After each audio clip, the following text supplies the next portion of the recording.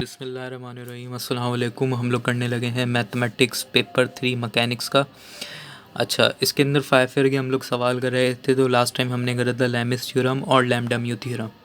तो ये हर साल अल्टरनेटिव आते हैं, तो ये आप लोग कर लीजिएगा। मैंने पिछली वीडियो में करवा दिया। अब इसके अंदर हम लोग क्या करने लगे हैं, इसका बी पार्ट करने लगे हैं। बी पार्ट के अंदर जो है न्यूमेरिकल टाइप के सवालात आते हैं। तो ये यही एक्सरसाइज है लैम्डा म्यू थ्योरम वाली। इसी के अंदर से जो है हमारा ये एक सवाल बनेगा पूरा। अच्छा, सबसे पहला सवाल जो है, यहाँ पर मैंने पूरी 5 ईयर के सवालात उतार लिए और उनके नंबर भी लिख लिए। आप लोग यहाँ से देख के कॉपी कर लीजिएगा। तो सवाल हमारे पास ये गिवन है, 3 फोर्सेस हैं पी क्यू आर। 3 फोर्सेस मैंने बना दी डायग्राम में पी क्यू आर करके, ठीक है। देन उसके बाद क्या कह रहा है, acting at a point are in equilibrium. Equilibrium में, इक्वलिब्रियम के बाद ये कह रहा है and the angle between P and Q is double of the angle between P and R. कह रहा है पी और आर के दरमियान जितना भी एंगल है उसका डबल किस में बनेगा, पी और क्यू में बनेगा। तो मैंने क्या करा, मैंने यही चीज़ यहाँ पर लिख दी। पी और आर के दरमियान जितना भी एंगल है, थीटा है, इसके दरमियान का एंगल कितना बनेगा, डबल बनेगा। तो मैंने 2 थीटा रख लिया। तो ये 1 थीटा, 2 थीटा, फिर ये यहाँ पर आया तो ये बन गया 3 थीटा। ये हमारे पास 1 2 3 इस तरीके से हमारी डायग्राम हो गई कंप्लीट। अच्छा, अब मैंने 360 क्यों लिखा है, तो अगर आप लोगों को रिमेंबर हो, आप लोगों ने मैट्रिक या इंटर के अंदर पढ़ा हो, तो उसके अंदर कहा जाता है कि अगर आपने एक राइट एंगल बनाया है तो मतलब 90 डिग्री का है, और अगर आपने एक स्ट्रेट एंगल बनाया है तो 180 डिग्री का है, और अगर आपने 270 डिग्री या 370 डिग्री 360 डिग्री के मतलब दरमियान में अगर आपने कोई एंगल ड्रॉ करा है तो वो रिफ्लेक्स एंगल है। और अगर आप लोगों ने 360 एंगल बनाया है तो मतलब क्या है, आपने कंप्लीट एंगल बना लिया है। तो यही चीज़ जो है मैंने यहाँ पर 360 इसी वजह से लिखी है। क्यों, एंगल कंप्लीट हो गया यहाँ पर। ये 1 थीटा 2 थीटा पूरा रोटेट होके पूरा कंप्लीट हो गया, एज यू कैन सी। तो ये इसलिए मैंने 360 लिखा है। तो एंगल हमारा यहाँ पर कंप्लीट हुआ है। यह आप लोगों को नज़र आ रहा होगा, रोशनी ज़्यादा तो नहीं है, सही है। अच्छा, अब मैं क्या करने लगा हूँ, अब इसको मज़ीद हम लोग सिंप्लीफाई करते हैं। सिंप्लीफाई करने के लिए यहाँ पर मैंने लेमिस थ्योरम यूज़ करा है। लेमिस थ्योरम आप लोगों ने पढ़ा होगा, मैंने आप लोगों को पिछली वीडियो के अंदर करवाया था। तो लेमिस थ्योरम, 1 मिनट रुके, ये थोड़ी रोशनी ज़्यादा हो रही है, इसको सही करता हूँ मैं। ठीक है, रोशनी इसकी सही हो चुकी है। अच्छा, अब हम लोग मैंने कहा क्या कहा था, लेमिस थ्योरम के ऊपर हम लोग काम करेंगे। लेमिस थ्योरम आप लोगों ने पढ़ा था, ये रहा, ये लिखा हुआ F1 divided by sine beta, F2 divided by sine gamma और F3 divided by sine alpha. ये तीनों एक दूसरे के बराबर हैं। तो जस्ट मैंने भी इसी के मुताबिक जो है यहाँ पर लिख लिया। 3 फोर्सेस गिवन है, P is equal to Q is equal to R कर लिया। डिवाइड के अंदर इनके हमने एंगल रख लिए। एंगल कितने रख लिए हमने भाई, हमने सबसे पहले क्या रखा अपना, देखें मेरे पास यहाँ पर कितने एंगल है, 2 एंगल मौजूद हैं, एक 360 है, एक 3 थीटा है हमारे पास। तो क्या करेंगे, दोनों को मैं माइनस कर लेता हूँ, 360 माइनस 3 थीटा, मैंने इसको कर लिया। अच्छा, उसके बाद मैंने इसके नीचे लिखा कि ये साइन थीटा है और इसके नीचे मैंने लिख दिया साइन 2 थीटा है। अच्छा, अब उसके बाद मैंने क्या करा, जस्ट इसको मल्टीप्लाई करवाएंगे। साइन 360 किसके बराबर होता है, 1 के बराबर होता है। तो 1 को आप लिखें ना लिखें एक ही बात है। तो ये क्या बन जाएगा हमारे पास, साइन 3 थीटा बन जाएगा। किसके बराबर आ गया, ये बराबर आ गया क्यू साइन थीटा के। और ये किसके बराबर आ गया, अच्छा साइन साइन 2 थीटा किसके बराबर है, 2 साइन थीटा कॉस थीटा के। तो ये हमने लिख लिया। अच्छा, उसके बाद जस्ट हमने फॉर्मूले को ओपन करा। As you can see, sine 3 theta वाली वैल्यू हमने यहाँ पर लिख दी, साइन थीटा वाली लिख दी, 2 साइन थीटा कॉस थीटा वाली हम लोगों ने लिख दी। फिर उसके बाद अब हमें क्या करना है, अब हमें ये करना है,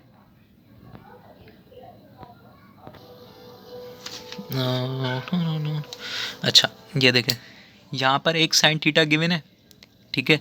ये साइन थीटा अगर यहाँ जाएगा तो इस साइन थीटा के साथ कैंसिल आउट होगा, एज यू कैन सी ये कैंसिल आउट हो गया। यहाँ कितने 3 साइन थीटा है, यहाँ से एक साइन थीटा यहाँ जाएगा तो इसके साथ कैंसिल आउट होगा।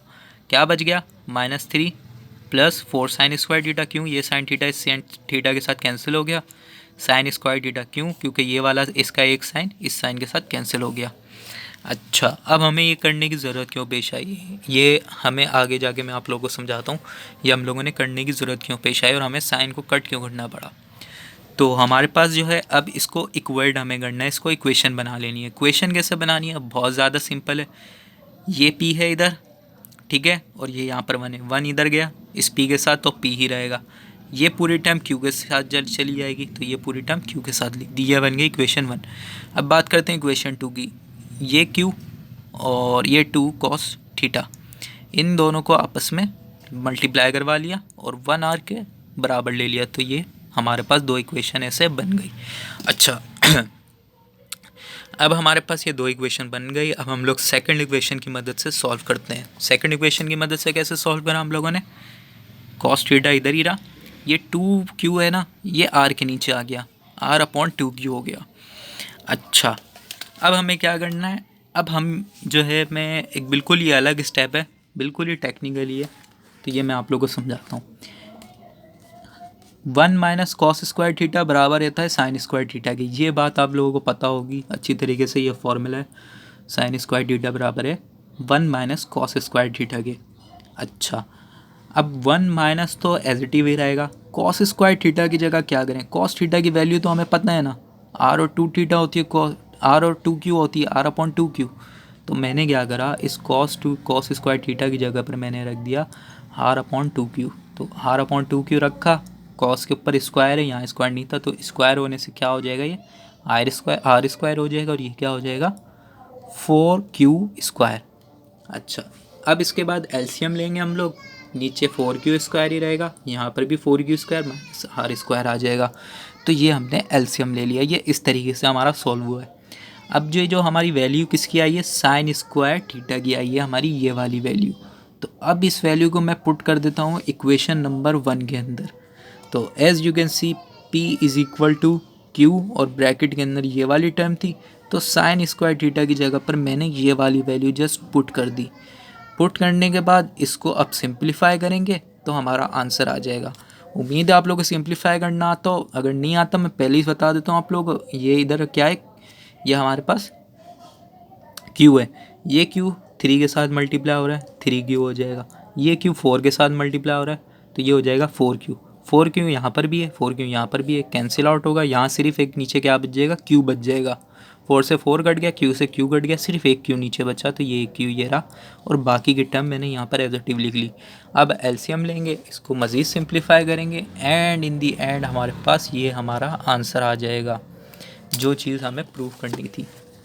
तो आई होप ये वाला सवाल आप लोग अच्छी तरीके से समझ में आ चुका होगा। अब हम लोग बढ़ते हैं सवाल नंबर दूसरे की तरफ। तो अब मैं कोशिश करता हूँ कि ये वाला सवाल जल्द से जल्द करवा दूँ बिफोर 10 मिनट्स। तो ठीक है, अब सवाल आ गया ये वाला। सवाल बिल्कुल वैसे ही है, दो फोर्सेस हैं पी और क्यू की। अच्छा ये किसके अंदर आया है, ये हमारा आया 17-18 के सेक्शन बी में, क्वेश्चन नंबर 4 का बी। ठीक है, अच्छा हम लोगों ने बता दिए भाई दो फोर्सेस हैं, पी क्यू है, एंगल कितना बना रहे हैं, उनका रिजल्टेंट कितना आ रहा है, are is equal to p आ रहा है। अच्छा पी जो है डबल है, तो नया रिजल्टेंट कितना आएगा राइट एंगल पर के ऊपर, तो ये चीज़ हमें बतानी है। हमने सबसे पहले डायग्राम बता दी, ठीक है। अच्छा डायग्राम बनाने के बाद हमने ये दो फॉर्मूले लिख लिए यहाँ पर, ये दो फॉर्मूले हैं, ये आप लोग याद कर लीजिएगा। अच्छा फॉर्मूले के लिख लेने के बाद हमने पहली वाली इक्वेशन की मदद से जो है हम लोग अपनी वैल्यू निकालते हैं, या इक्वेशन नंबर 3 को हम लोग निकालते हैं। कैसे निकालेंगे, R square is equal to, ये टर्म हमने लिख दी एज इट इज, ठीक है। अच्छा अब हमें पता है आर होता है बराबर पी के, क्यों होता है, क्योंकि ये सवाल के अंदर गिवन है, are is equal to P given है, तो यही चीज़ तो हमने भाई यहाँ पर लिखी है ना, पी की आर की जगह पर पी लिख दिया, आर की जगह पर पी लिख दिया, ठीक है। इसको हमने ये पी स्क्वायर यहाँ पर प्लस का, यहाँ आगे माइनस का हो जाएगा, तो ये हो जाएगा 0। तो 0 किसके बराबर आ गई, इस टर्म के बराबर आ गई, इसको हमने नाम दे दिया इक्वेशन नंबर 3 का। अच्छा अब मैंने क्या करा, अब मैंने बताया भाई जब पी जो है ना कम हो जाए, ये पूरा मैंने यहाँ पर एजेटिव लिख लिया। वक्त का मैं इस वजह से मज़ीद एक्सप्लेन नहीं कर पाऊँगा, और ये सवाल भी मुझे कंप्लीट करवाना है, तो इसलिए जो है मैं डायरेक्ट आप लोगों को अब मैं बता देता हूँ, आप लोग इसके स्टेप कॉपी कर लें, बिल्कुल आसान है, कोई मसला नहीं है। छोटी सी ट्रिग्नोमेट्री इसके अंदर बस इस्तेमाल की गई है। जब पी भी कम हो जाएगा 2p के, तो ओ ही बराबर हो जाएगा 2p के, O D is the new resultant. अच्छा बी ओ डी किसके बराबर हो गया, हमारे थीटा के बराबर हो गया। अच्छा, अब हमें क्या करना है, जस्ट हमें रिप्लेस कर देना है। रिप्लेस किसको करना है हमें, ये जो q है q को p के साथ कर दो, p को 2p के साथ कर दो। किसके अंदर करना है, हमें इक्वेशन नंबर 2 के अंदर करना है। ये जो हमारी इक्वेशन नंबर 2 है ना, tan थीटा वाली, इसके अंदर हमें करना है p की जगह पर क्या लिखना है, q लिखना है, और q की जगह पर क्या लिखना है, हमें 2p लिखना है। ठीक है ना। तो हमें जो है ना ये वाला सॉल्व करना है। तो सॉल्व करेंगे तो देखें, q साइन अल्फ़ा था तो उसकी जगह पे मैंने p साइन अल्फ़ा कर दिया। अच्छा, अब p की जगह पे मैंने क्या बोला था, q लिखना है। As you can see p is equal to, p के साथ रिप्लेस किसको करना है, 2p को। तो यही तो हमने यहाँ पर करा, p के साथ रिप्लेस कर दिया हमने 2p को। तो इसको जो है हम लोग नीचे ये q plus 2p cos alpha था ना, यहाँ पर देखो जो हमने इक्वेशन निकाली थी 3, इसके अंदर क्या आ रहा था, q plus 2p cos alpha किसके बराबर है, 0 के बराबर है। तो हमने किसके बराबर ले लिया, इसको 0 के बराबर ले लिया। अब 0 के बराबर कुछ भी चीज़ लेते हैं, कोई भी 1/0 या कोई भी टर्म अपॉन 0 किसके बराबर होता है, इन्फिनिटी के। इन्फिनिटी का मतलब क्या होता है, 1090। 1090 का मतलब क्या होता है, π/2। तो हमने जस्ट 1090 यहाँ पर लिख दिया। थीटा हमारे पास किसके बराबर आ गया, 90 डिग्री के बराबर आ गया। तो ये हमारा हो गया एक और सवाल सॉल्व। तो अगली वीडियो के अंदर हम लोग बात करते हैं इंशाल्लाह ताला, उसके अंदर हम लोग मज़ीद जो है बाकी के सवालात सॉल्व कर लेंगे। तो ये हमारा सेक्शन बी कंप्लीट हो जाएगा, या 1 मिनट शायद, कोशिश करता हूँ क्या पता 15 मिनट तक के अपलोड हो जाए। तो मैं मज़ीद एक्सप्लेन नहीं करूँगा, आप लोगों को जस्ट ये कोड दिखा देता हूँ, मैं लिखा हुआ दिखा देता हूँ। बिल्कुल भी मसली इसके अंदर मुश्किल काम नहीं है, वैसे ही काम हो रहा है जैसे हमने पहले अभी करा है, आप लोगों को जैसे समझा है। ठीक है,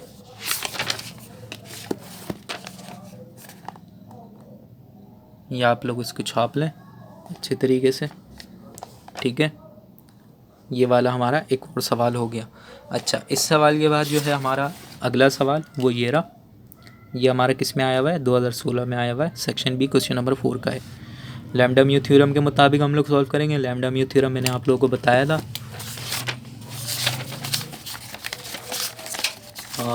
लैम्डा म्यू थ्योरम कहाँ गया, ये रहा। Lambda mu theorem as you can see, lambda plus mu O C बराबर है lambda C A plus mu C B. तो इसी के मुताबिक जो है ये हम लोगों ने सिंप्लीफाई करा है। अच्छा, ये आप लोगों को जो है शायद अभी समझ में नहीं आएगा क्योंकि ये डायग्राम की मदद से हो रहा है। तो मैं आप लोगों को जो है जस्ट एक स्टेप समझा देता हूँ ताकि आप लोगों को आगे समझने में आसानी हो, क्योंकि वक्त कम है। तो इसको देखें, B A plus C A is equal to 1+1 D A. अच्छा, अब ये आप लोग बोलोगे ये 1+1 ये कहाँ से आ टपका, है ना।